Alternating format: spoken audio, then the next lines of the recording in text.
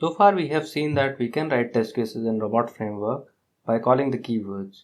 So we generally say that Robot Framework is a keyword driven framework, but that doesn't mean that we cannot make our test cases data driven. So let us take an example. So we do not need Selenium library for this because we are just logging the message. So let's say we have a test case and I create two variables fn and ln, first name and last name, and I assign my name to these two variables, and then I log on console first name with a space and then last name, right? So if I run this piece of code, I would see that it prints my name, right? Now I want to run this for different names, right? So that means I want to make this test case data driven. I do not want to hard code the values, rather I want to make it data driven.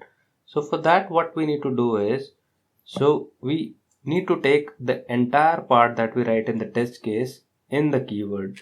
So first of all, insert keywords and create a keyword, let's say F1, right? Take everything which you have in the test case inside a keyword. Right now, these variables that you have used here need to come from somewhere. So we need to pass on the arguments fn and ln, right? So when we would be calling this function, we need to give these two arguments to this function, and then it would be able to log this message or the name, right?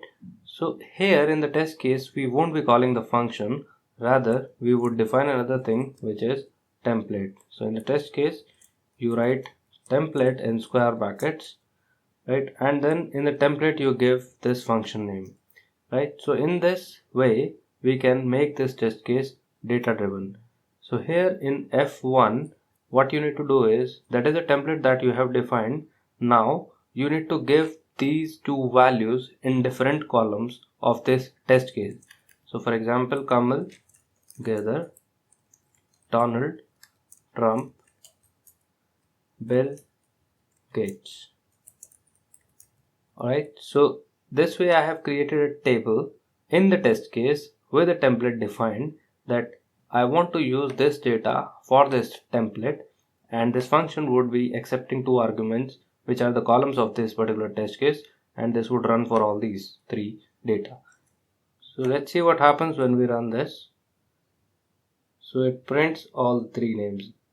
That means it executed this particular function for an entire set of data, right? All the three rows. So that's why we can make our test cases data driven. Now let's see what happens when we run this test case. So we would see all three names. The reason is, for this template, it has used these three rows of data and it executed this function for three set of data.